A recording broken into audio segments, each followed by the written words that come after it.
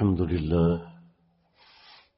لله نحمده ونستعينه ونستغفره ونعوذ بالله من شرور أنفسنا ومن سيئات أعمالنا من يهده الله فلا مضل له ومن يضلله فلا هادي له ونشهد أن لا إله إلا الله ونشهد أن محمدا عبده ورسوله أما بعد فأعوذ بالله من الشيطان الرجيم بسم الله الرحمن الرحيم يا أيها الذين آمنوا اتقوا الله وكونوا مع الصادقين صدق الله العظيم. گزشتہ تقریباً 4 جمعات سے ہم ایک حدیث کے اوپر بات کر رہے ہیں جس میں اللہ رب العزت نے 7 قسم کے لوگ بیان فرمائے ہیں. نبی علیہ السلام نے 7 قسم کے لوگ بیان فرمائے ہیں کہ جن کے بارے میں یہ ہے کہ ان کو قیامت کے دن ایک خاص پروٹوکول دیا جائے گا.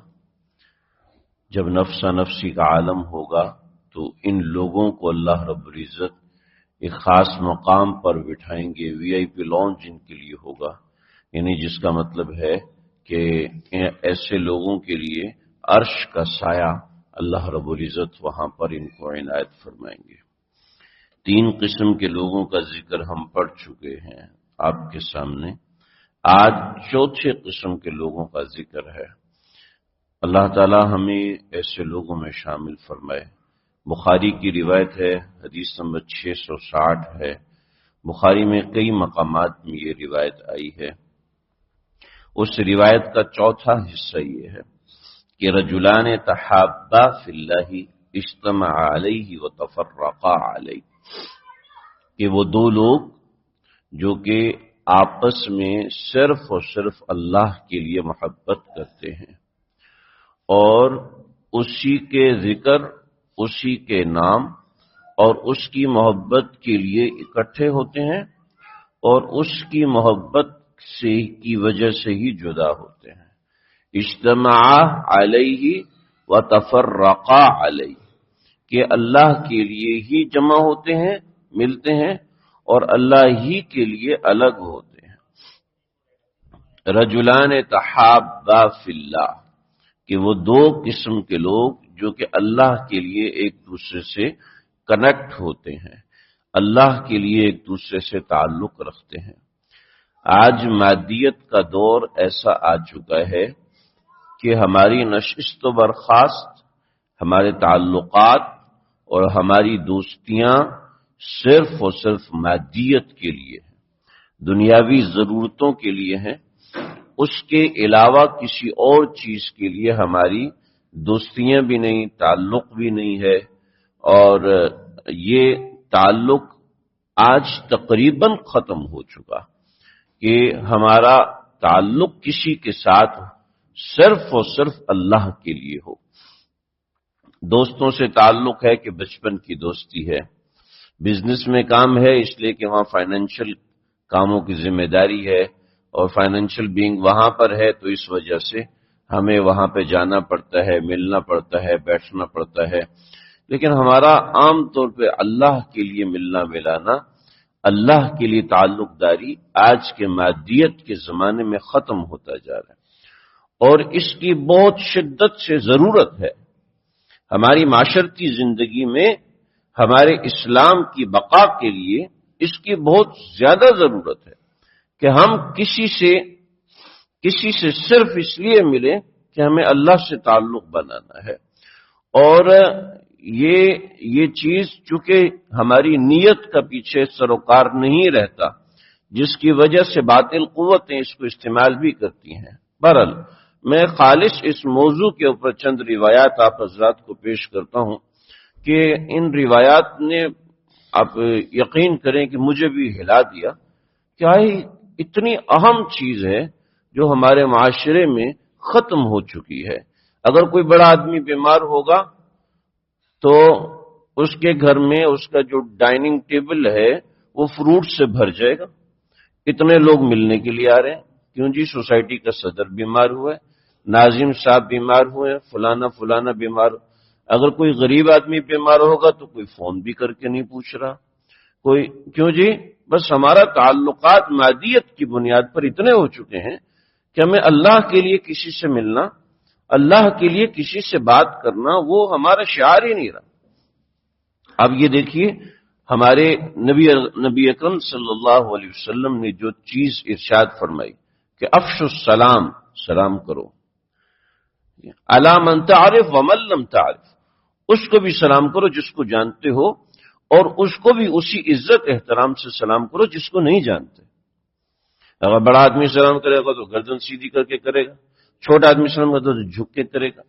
افشوا السلام کا حکم ہے، ہم مرتبے کے سامنے جھک جاتے ہیں، اس کا بھی حکم ہے انزلوا الناس منازلہ، ہر بندے کو اپنی منزلت پہ رکھو. اگر والد ہے تو اس کا اپنا مقام ہے، اگر بیٹا ہے تو اس کا مقام ہے، نوکر ہے تو اس کا اپنا مقام ہے، مالک ہے تو اس کا اپنا مقام ہے، وہ ٹھیک ہے.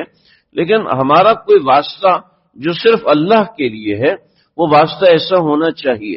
عیادت المریض کا حکم ہے تو عیادت مریض کی کوشش کریں. نبی علیہ الصلوۃ والسلام نے فرمایا کہ اللہ رب العزت قیامت کے دن ایک بندے سے فرمائیں گے کہ میں بیمار تھا تو میرے پاس کیوں نہیں آیا؟ بیمار تھا، میں بیمار تھا. اللہ، آپ تو بیمار ہونے سے پاک ہیں، آپ کیسے بیمار ہو سکتے ہیں؟ تو ارشاد فرمایا تیرے محلے میں فلاں بندہ بیمار تھا، اگر تو اس کی عیادت کو جاتا تو مجھے بھی وہیں پر پاتا. ہمارے ایک اکڑ فوں، اور پھر ہمارے معاشرے میں یہ ٹرینڈ ہی نہیں رہا، کوئی بیمار ہوتے تو کسی کو بتاتا ہی نہیں. کیوں بھئی؟ وہ پھر یہ امبیرس ہوگا، ایسا ہوگا ویسا ہوگا. دوسرے کو بتایا تھا کہ وہ میرے لیے دعا کرے. ہمارے معاشرتی مسئلہ ہے کہ ہم بیماری کا کسی کو بتاتے ہی نہیں، ٹھیک ہو جاتے ہیں، او 2 ہفتے نہیں تھا میں بیمار تھا. اور دوسرا مسئلہ یہ کہ ہمارے معاشرے میں کوئی کسی کو پوچھتا ہی نہیں، کوئی کسی کو دیکھتا بھی نہیں، کیونکہ اللہ کے لیے تعلقات نہیں ہے، تعلق ہے مادیت کے لیے، ضروریات کے لیے. اگر کوئی ہمارے گھر میں دودھ دیتے تو اس کو پوچھیں گے 2 دن سے کیوں نہیں آ رہے، مگر کوئی شخص ہمارے ساتھ نماز پڑھتا ہے تو اس کو نہیں پوچھ سکتے. کیوں جی؟ کیونکہ وہ مادیت کا مسئلہ ہے. یہاں 1 کلو دودھ کی ویلیو نہیں اس تعلق کی. تو کیا مطلب ہوا؟ ہمارے تعلقات مادیت کی بنیادوں پر ہے. اللہ ہم سے یہ چاہتے ہیں کہ ہمارے تعلقات مادیت کی بنیادوں پر ہیں، اپنی جگہ پر میٹیریلسٹک بننا ہماری ضرورت ہے، لیکن اس کے ساتھ ساتھ اللہ کے لیے تعلق بھی ہو، اللہ کے لیے ایک دوسرے سے بات چیت بھی ہو، اللہ کے لیے ایک دوسرے سے ملنا جلنا، سلام کرنا، چند منٹ چند سیکنڈ بیٹھ جانا، یہ ضرورت ہے ہماری. مسلم شریف میں روایت حدیث نمبر 6549 ہے، 6549. نبی علیہ الصلوۃ والسلام سے صحیح روایت ہے، کتاب البر والصلۃ والآداب. نبی علیہ الصلوۃ والسلام نے فرمایا، حضرت ابو ہریرہ فرماتے ہیں آپ صلی اللہ علیہ وسلم نے فرمایا کہ ان رجلا زار اخا له فی قریۃ، کہ 2 دوست تھے، وہ آپس میں ایک دوسرے سے اللہ کے لیے ملتے تھے، اللہ کے لیے بیٹھتے تھے، اللہ کے لیے محبت کرتے تھے. تو آپ نے ان کا قصہ بیان کیا. صحیح حدیث ہے، بالکل صحیح حدیث ہے کہ ان رجلا زار اخا له فی قریۃ اخرى. تو ایسا ہوا کہ اس کا ایک دوست دوسرے گاؤں میں رہتا تھا، تو یہ اس سے ملاقات کے لیے جا رہا تھا.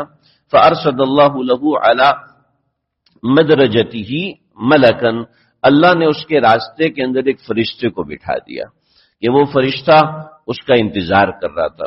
جب وہ بندہ وہاں سے گزرا تو اس فرشتے نے کہا کہ این ترید، بھی کہاں جا رہے ہو؟ تو اس نے کہا کہ ارید اخلی فی هذه القرية، میں اپنے ایک دوست سے ملنے جا رہا ہوں جو اس شہر میں رہتا ہے، اس گاؤں میں رہتا ہے، اس سے ملنے جا رہا ہوں. تو اس نے کہا هل لك فی نعمت تربها، بھئی اس سے تمہاری کوئی کام ہے، کوئی ضرورت کی بات ہے، کوئی چیز خریدنی ہے، یا اس نے تمہارے اوپر کوئی احسان کیا تو چلو اس احسان کے بدلے تم اس سے ملنے جا رہے ہو، کہ وہ بھی ایک اس نے تمہارا احسان کیا، تمہارا فلاں کام کیا، لہٰذا تم کہہ رہے ہو کہ چلو میں اس سے اس کام کے سلسلے میں مل لوں یا اس کا شکریہ ادا کرنے چلا جاؤں.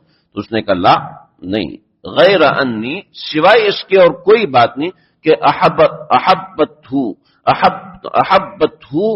الی، کہ احببتہ الی، میں اس سے محبت کرتا ہوں، اور الا للہ، صرف اللہ کے لیے میں اس سے ملنے کے لیے جا رہا ہوں.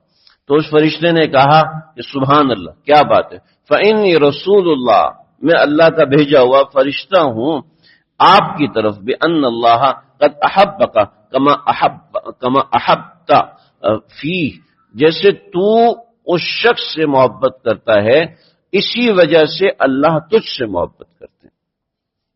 اتنی خوبصورت بات کہ اللہ کے بندوں سے صرف اللہ کے لیے تعلق رکھنا، اللہ کے بندوں سے مادیت اور میٹیریلسٹک بنیاد پہ تعلق رکھنا کوئی غلط بات نہیں، مگر یہ اتنا زیادہ ہو جائے کہ اللہ کے لیے کسی سے ملنا سمجھ ہی نہ آئے، اللہ کے لیے کسی سے تعلق بنانا سمجھ ہی نہ آئے، یہ غلط چیز ہے جو ہمارے معاشرے میں اس قدر زور سے پینیٹریٹ کر چکی ہے کہ اس کے علاوہ کوئی دوسری بات سمجھ ہی نہیں آتی۔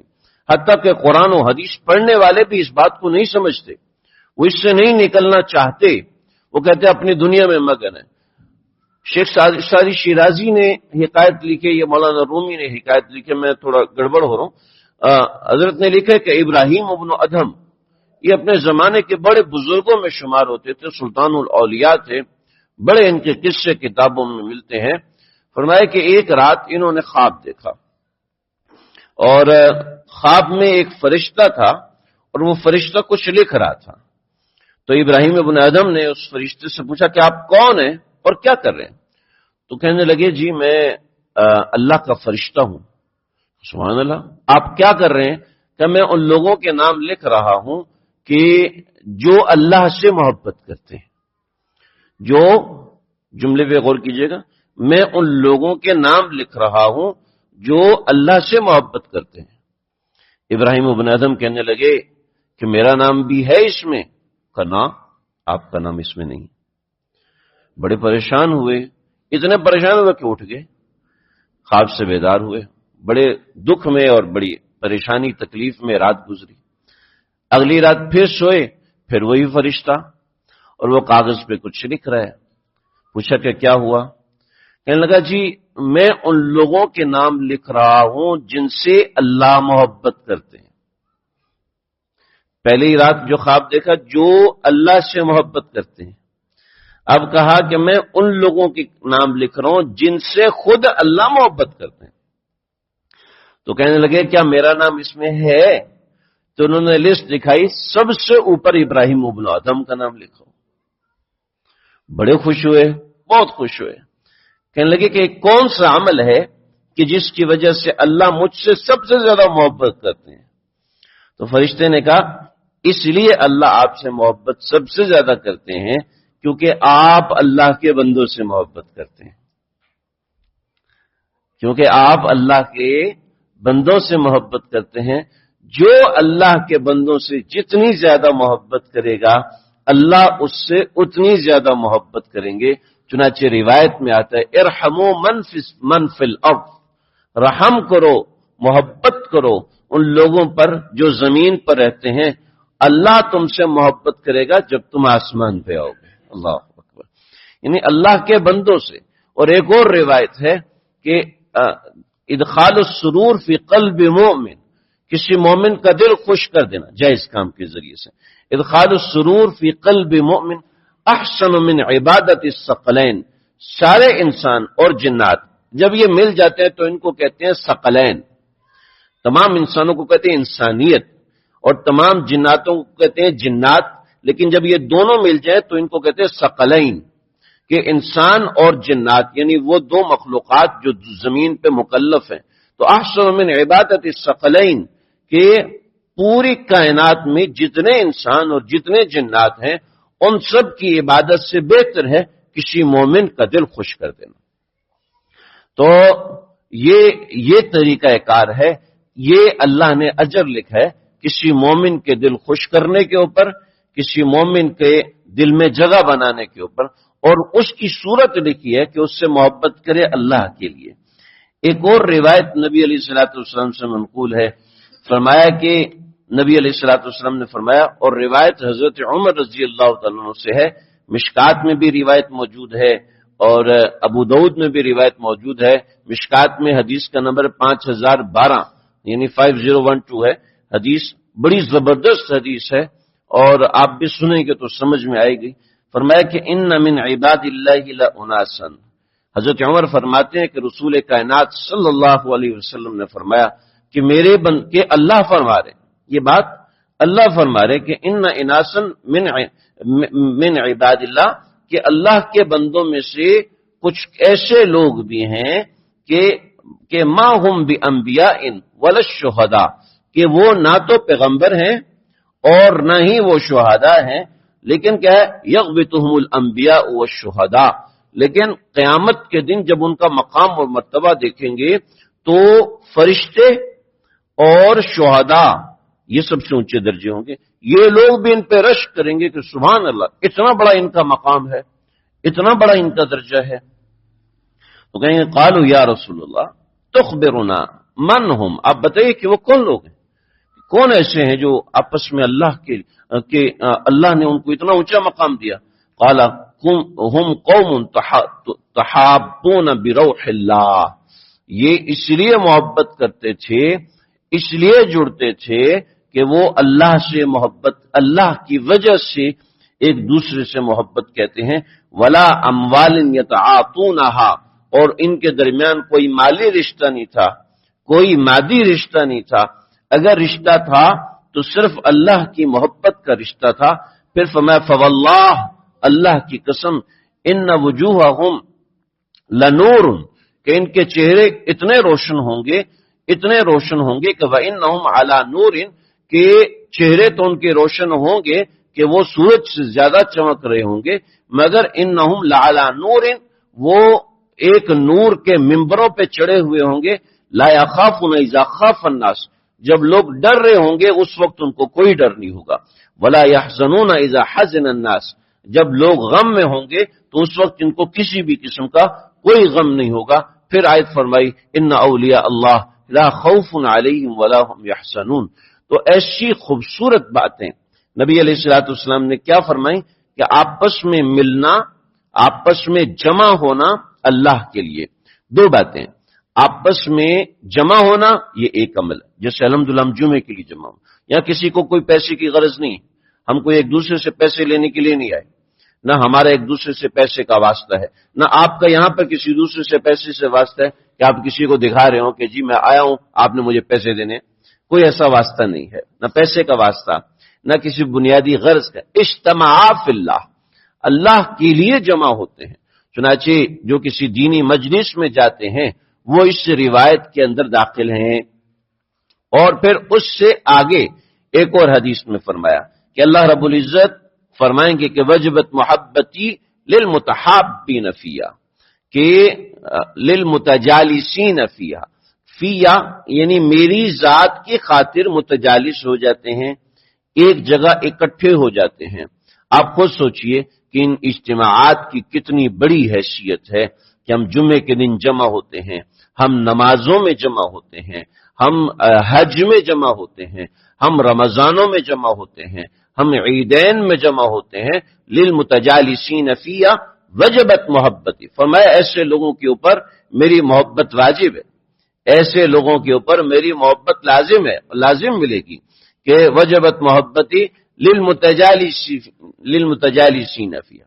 پھر اس کے بعد اگلی بات فرمائی، متجالس تو ہیں یعنی اکٹھے تو ہوتے ہیں، اس سے اگلا درجہ وللمتحابین فیہا، للمتحابین فیہا، کہ میری وجہ سے آپس میں محبت بھی کرتے ہیں، میری وجہ سے آپس میں جوڑ بھی رکھتے ہیں۔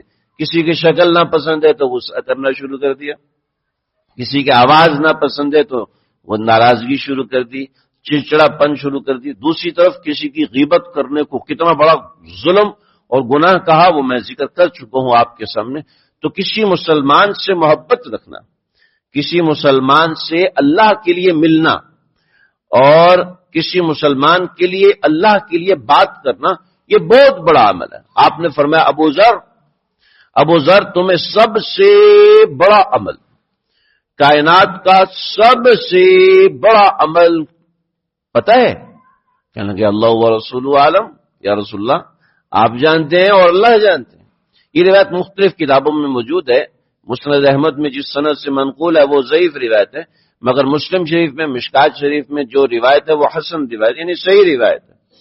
فرمایا کہ ابو ذر تمہیں پتہ ہے وہ کون سا عمل ہے کہ جو احب الاعمال الی اللہ، اللہ کے نزدیک سب سے پسندیدہ عمل کیا ہے؟ آپ فرمائیں الحب فی اللہ والبغض فی اللہ، اللہ کے لیے محبت کرنا، اللہ کے لیے محبت کرنا اور اللہ کے لیے ہی بغض رکھنا.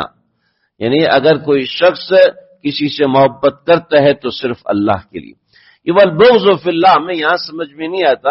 وہ لوگ جو باہر ملک ہوتے ہیں کئی ایسے، وہ عیسائیوں کی بڑی تعریفیں کرتے ہیں اور ایسے لوگوں کی بڑی تعریفیں، وہ ایسے ڈسپلن لوگ ہیں، وہ ایسے لوگ ہیں، ویسے لوگ ہیں، لیکن ہم انہیں وہ مقام دے نہیں سکتے اس لیے کہ وہ ہمارے اللہ کے نہیں ہیں. جب وہ ہمارے اللہ کے نہیں ہیں تو وہ ہمارے بھی نہیں ہیں، چاہے وہ کتنے اچھے کیوں نہ ہو، چاہے وہ کتنے پارسا اور سمجھدار اور اچھے کیوں نہ ہو، ان کے ایٹریبیوٹس ہمیں بہت اچھے لگتے ہیں، مگر اصلاً اللہ سے محبت ہے، اللہ کے بندوں سے محبت ہے اس کے ساتھ. اب یہ محبت ایک فلسفہ ہے، محبت ایک فلسفہ سے بن جاتا ہے. لیکن میں ایک چھوٹی سی مثال دے کے بات ختم کرتا ہوں. ایک بچہ ایک گھر میں پیدا ہوا تو اس کو اپنے ماں باپ سے جو محبت ہوتی ہے وہ کس لیے محبت ہوتی ہے؟ ڈی این اے میچنگ کی وجہ سے نہیں جی، اس کو اس کے ماں باپ سے جو محبت ہوتی ہے ساتھ رہنے سے ہوتی ہے. ساتھ رہتے ہیں تو انسیت پیدا ہوتی، اسی انسیت سے انسان بنا ہے. آپ جس سے جتنا زیادہ ملیں گے آپ کا اس سے قلبی تعلق اتنا بڑھتا چلا جائے گا، اتنی زیادہ محبت ہوگی. جی پہلے محبت ہوگی اس کے بعد ہم ملاقاتیں شروع کریں گے، نہ ایسے نہیں ہوتا. پھر محبت ایک فلسفہ بن جاتی ہے. چنانچہ اپنے مسلمان بھائیوں سے سلام لیا کریں، سلام ملا کریں، ایک دوسرے کے پاس بیٹھا کریں، کچھ تھوڑا سا وقت لگائیں. ہر چیز ہم نے موبائل کے حوالے کر دی ہے، ہر چیٹنگ اور سیٹنگ ہم نے موبائل کے حوالے کر دی ہے. متجانس یعنی ایک جگہ بیٹھ جانا یہ بالکل ختم ہوتا جا رہا ہے، اور یہ ایسا ختم ہوتا جا رہا ہے کہ جس کی وجہ سے ہمارے ایمانوں پہ زد پڑ رہی ہے. اور یہ میں تقریر کی روانی میں نہیں کہہ رہا، میں دیکھ کے بتا رہا ہوں. ہمارے ایمان پہ زد پڑ رہی ہے، ہمارے معاملات پہ زد پڑ رہی ہے. ایمان اور اسلام کمزور ہوتا جا رہا ہے اور گھروں سے نکلتا جا رہا ہے. باپ کے لیے باپ کے پاس اپنی اولاد کے لیے وقت نہیں ہے، لیکن جب یہی بات بوڑھا ہو جاتا ہے، کمر جھک جاتی ہے، پھر اولاد کے لیے اپنے ماں باپ کے لیے وقت نہیں ہوتا. پھر ماں باپ اولاد کا راستہ دیکھتے ہیں مگر اولاد آنے کو تیار نہیں. آج اولاد ماں باپ کا راستہ دیکھتی ہے اور پھر غلط رخ اختیار کر لیتی ہے. پھر ماں باپ روتے ہیں کہ آپس میں ملنا، آپس میں بیٹھنا، ایک دوسرے سے تعلق بنانا، اس سے محبت پیدا ہوتی ہے. اولاد اور بچوں کی بات الگ ہے. اللہ رب العزت نے تو یہاں عام مسلمانوں کا ذکر فرمایا. اللہ تعالیٰ مجھے آپ کو ہم سب کو سمجھنے کی عمل کرنے کی توفیق عطا فرمائے. سنتیں پڑھ لیجیے.